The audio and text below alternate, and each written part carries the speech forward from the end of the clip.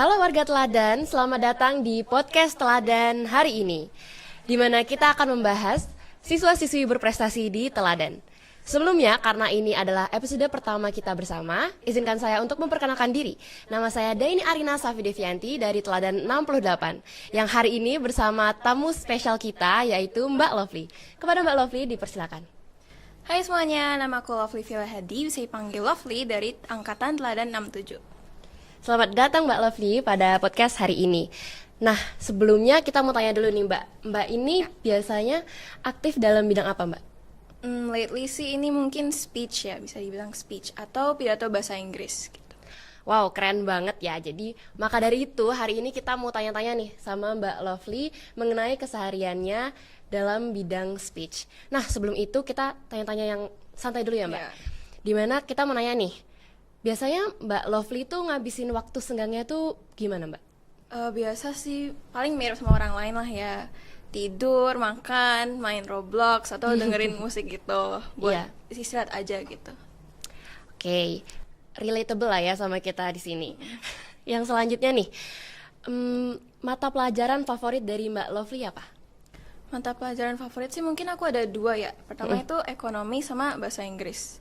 Untuk kenapanya sih, kalau ekonomi itu menurut aku emang it aligns with my interest gitu. Karena dari kecil aku emang suka yang namanya mungkin kayak finance atau duit gitu. Terus kalau bahasa Inggris sih, jujur kalau pelajaran sih aku nggak nganggap bahasa Inggris tuh kayak pelajaran banget. Lebih kayak my second language gitu. Karena emang udah terbiasa ngomong bahasa Inggris dari kecil. Oh ya, wah kalau misalnya dari kecil tuh gimana tuh Mbak? Berarti apakah di lingkungan Mbak Lovely tuh pas kecil udah pakai bahasa Inggris? Jujur nggak inget aku kapan mulai ngomong bahasa Inggris, tapi emang exposure bahasa Inggris ke aku tuh emang udah baik banget. Waktu sebelum TK itu emang aku tontonannya tuh kayak Cartoon Network atau Disney Channel gitu. Terus kebetulan juga orang tua aku tuh emang di rumah tuh sering pakai bahasa Inggris karena mereka lulusan luar negeri gitu. Oh, keren banget ya. Ternyata udah dari kesehariannya aja itu udah pakai bahasa Inggris ya Mbak. Yeah. Berarti kalau di rumah bahasanya apa Mbak? Ya, bahasa Inggris, bahasa Indonesia, sama sekarang sih lagi belajar bahasa Jawa. Oh ya, keren. Nah, karena Mbak Lovely ini biasanya kan aktif nih speech. Kalau Mbak itu biasanya kalau stres pelajaran itu gimana nih? Kan mungkin pembagian waktunya agak sulit atau kayak gimana? Kalau pembagian waktu sih, jujur aku cuma ngeliat dari deadline aja sih. Kalau misalnya lomba gitu kan ada kayak deadline submissionnya gitu, atau kayak tugas sendiri kan juga deadline-nya. Kadang aku tulis di notes aku, terus aku organize mana yang paling deket nih tenggatnya gitu, baru aku kerjakan sesuai waktunya gitu. Terus kalau lagi stress banget atau burn out banget gitu, kadang aku emang tidur aja sih menurut aku. Karena kalau lagi burn out kan juga pikiran nggak bisa dipaksain, malah hasilnya nggak optimal gitu. Sama kebetulan sih aku emang orangnya gampang ketiduran. Oh ya, benar. Berarti menurut Mbak Lovely tidur tuh penting ya? Iya banget. Penting. Oke, kita mau lanjut ke pertanyaan yang mungkin lebih serius nih Mbak. Gimana sih awal mulanya Mbak Lovely itu mulai aktif di perlombaan, apalagi yang di speech itu? Sebenarnya sih seingat aku ya, lomba pertama aku tuh bukan speech. Kalau aku inget sih waktu pandemi, kalau nggak saya kelas 7 semester 1 akhir, itu aku sempet bored banget di rumah. Cuman kerjanya kan sekolah doang, apalagi waktu corona nggak bisa kemana-mana. Nah itu tuh aku sempet nemu kayak info lomba yang menarik nih. Nah karena aku lagi nggak ada kerjaan sama sekali, jadi aku coba ikut. Nah itu lombanya sebenarnya storytelling, bukan speech gitu. Itu sih storytelling kan intinya kan mendongeng tapi dalam bahasa Inggris.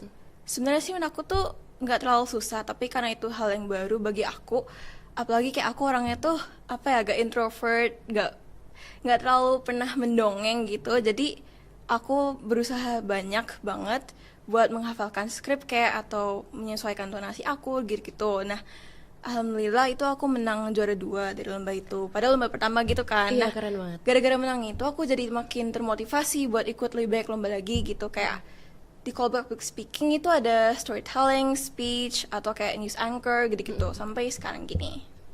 Oke, keren banget Mbak. Saya jadi penasaran, dulu kan Mbak Lovely awalnya dari storytelling. Iya. Itu gimana berubah ke speech contest dan kenapa tuh Mbak? Kenapa pilihnya tuh speech?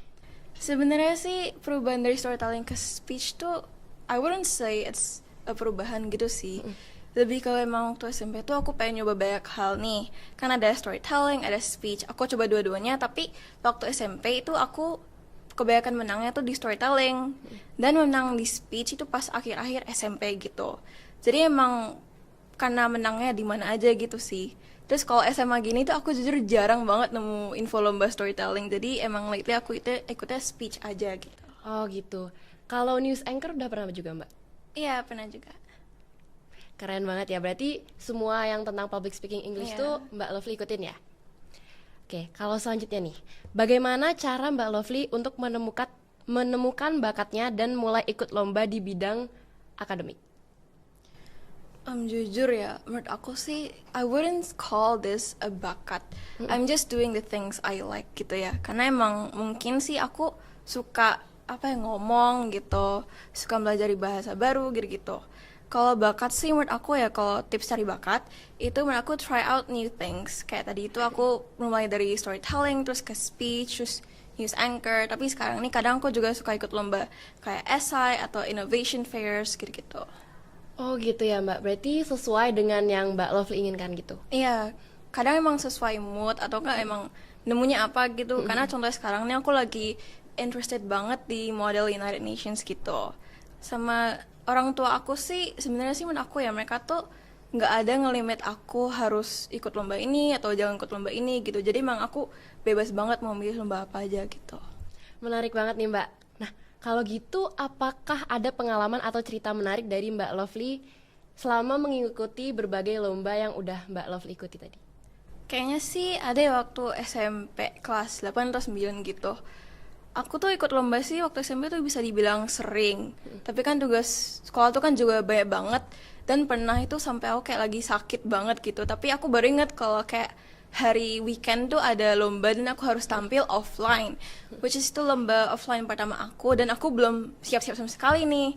Jadi jujur agak panik. Dan aku mulai siap-siap tuh kayak mulai ngafalin skripnya kayak, atau mulai bikin propertinya, mulai nyetrika baju, make upan gitu waktu subuh gitu. Aku rela bangun pagi buat make upan kayak siap-siap gitu, baru ke tempatnya gitu kan. Dan alhamdulillah dari lomba itu bahkan waktu sakit tuh menang juara 1 gitu. Alhamdulillah, keren banget Mbak. Itu berarti pengalaman unik dari Mbak ya? Iya, karena kayak unexpected aja gitu, kadang kayak sakit terus aku merasa kalau kayak emang usaha kurang dibandingin lomba yang lain gitu kadang. Ya. Nah, selanjutnya nih, bagaimana pengaruh dukungan dari keluarga, teman, dan sekolah bagi Mbak Lovely? Dimulai dari keluarga dulu ya ini. Menurut aku tuh dukungan dari keluarga itu penting-penting banget. Karena alhamdulillah dari aku ikut lomba SMP sampai sekarang itu mereka sangat support aku dalam bentuk apapun. Misalnya nih kayak bantu aku improve mental aku kayak, atau percaya diri, bikin aku percaya diri gitu. Sama dana juga. Tapi menurut aku sih yang paling berharga dari mereka tuh ya, kadang kan lomba tuh kan nggak semuanya di Jogja gitu, kadang harus ke Surabaya kayak ke Malang, Jakarta gitu. Nah karena jauh-jauh gitu, keluarga aku tuh rela ngambil cuti terus kayak nemenin aku buat ke luar kota, nemenin aku lomba gitu, bahkan sampai kayak stay di hotel 2 harian apa gitu. Iya Mbak. Kalau dari teman? Kalau dari temen aku sih, aku inget banget kayak waktu kelas 10 itu temen kelas 10 aku tuh menurut aku sangat-sangat suportif banget. Apalagi kayak misalnya waktu upacara nih dipanggil nama gitu, aku inget buat mereka kayak tepuk tangannya kencang banget gitu. Terus kalau dari temen kan juga kadang aku suka minta doa kalau misalnya lagi mau tampil gitu-gitu. Sama kalau dari sekolah ya terakhir.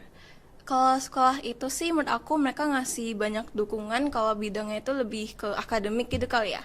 Misal kayak olimpiade ekonomi gitu, karena as what I said before, itu interest aku kan di ekonomi gitu. Terus selama aku di teladan gini, itu aku inget banget kayak waktu kayak OSN atau emang ada olimpiade di Solo gitu, ada guru yang kayak bener-bener ngasih support pelajaran gitu buat olimpiadenya. Oke, jadi dari 3 pihak itu tentunya mendukung Mbak Lovely ya?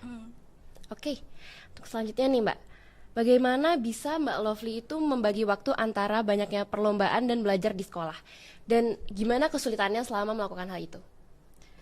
Jujur bagi waktu ya, menurut aku sih bagi waktu bagi aku sendiri tuh kayak masih agak kesulitan.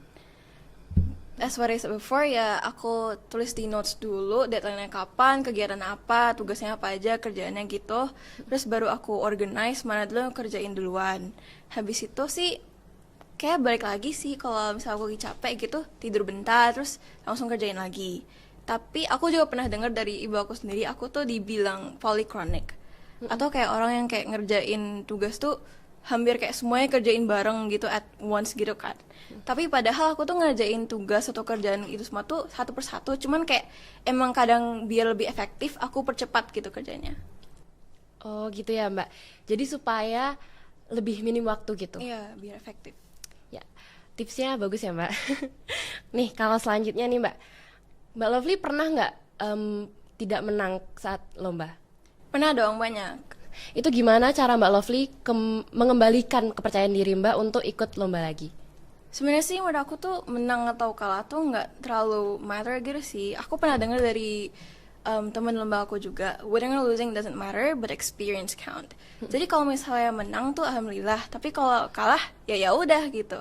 Pelajari yang menang tuh apa, terus nanti buat evaluasi diri sendiri. Terus jangan bikin kalau kalah tuh kayak aduh sedih nih, terus nggak mau coba lagi gitu. Malah menurut aku sih kalau kalah tuh jadi motivasi buat coba lagi terus gitu. Ya benar banget Mbak, saya juga setuju. Untuk selanjutnya nih, apakah menurut Mbak Lovely nilai itu selalu menjadi patokan untuk kesuksesan? Dan menurut Mbak Lovely kenapa itu? Menurut aku sih nilai, kalau nilai dari sekolah sih menurut aku sih enggak ya. Buat kesuksesan not entirely. Karena kayak walaupun nilai itu penting, tapi itu bukan segalanya. Misalnya nih kadang tuh ada orang yang nilainya tuh mungkin biasa aja, tapi soft skills-nya tuh emang luar biasa. Kayak misalnya nih dia punya problem solving skills yang bagus, negotiation skill, creative, critical thinking gitu kan. Nah menurut aku tuh itu yang lebih penting buat masa depan gitu. That's what really matters in the long run. Sama menurut aku sih yang penting kamu tuh tahu kamu berkembang dan kamu punya kemauan untuk berkembang gitu, untuk selalu improve. Because success is not always about grades, but it's about growth and impact.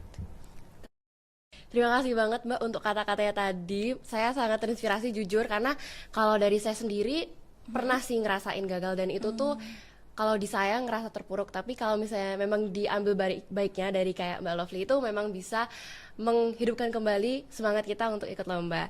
Nah selanjutnya nih Mbak, dan yang terakhir sebagai penutup pada podcast hari ini, apakah dari Mbak ada saran untuk siswa yang baru mulai mengikuti lomba-lomba dan ingin menjadi siswa berprestasi? Ada dong. Menurut aku sih mungkin pendek aja. Don't be afraid to get out of your comfort zone. Just try, because you don't know how far you can go unless you start. Jadi back again ya tadi, winning or losing doesn't matter, but experience count. Tetap terus coba aja hal yang kamu mau, explore semua yang kamu mau, sampai kamu nemuin tuh kamu kayak sukses bagian mana gitu-gitu. Keren banget Mbak Lovely, hari ini kita bersama berdua ini membahas tentang bakat dari Mbak, dan jujur saya sendiri sangat terinspirasi dari kata-kata Mbak Lovely dan juga bagaimana Mbak Lovely ini semangat dalam berprestasi. Nah, karena udah di ujung, saya tentunya mau berterima kasih kepada Mbak Lovely yang sudah datang pada podcast hari ini dan menyempatkan untuk sharing-sharing tentang pengalamannya selama ini. Nah, gimana kalau kita tutup nih Mbak? Ayo. Gimana kita kalau ngomong, jangan lupa untuk tonton podcast selanjutnya. Gimana? Boleh. Oke, 1, 2, 3. Jangan lupa untuk tonton podcast selanjutnya. Bye-bye.